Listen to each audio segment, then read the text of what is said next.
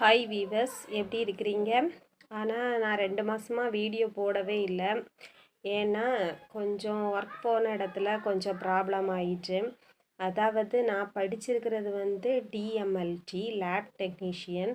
ஆனால் என்னால் இப்போதைக்கு வேலைக்கு போக முடியலை. ஏன்னா ஹாஸ்பிட்டல் சம்மந்தமாக போனோம்னா குழந்தைகளை பார்க்குறதுக்கு யாரும் இல்லை, பெரியவங்க.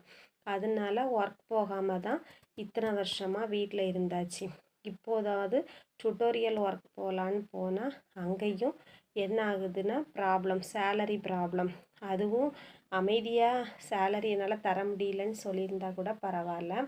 ஆனால் அவங்க என் மேலே பழி போட்டு நீங்கள் ஓவராக காசு கலெக்ட் பண்ணுறீங்க அப்படி இப்படின்னு சொல்லி, அதுவும் டீசெண்டாக பேசாமல் ரொம்ப படித்தவர் மாதிரி இல்லாமல் ரொம்ப அன்டீசெண்டாக பிஹேவ் பண்ணினார்.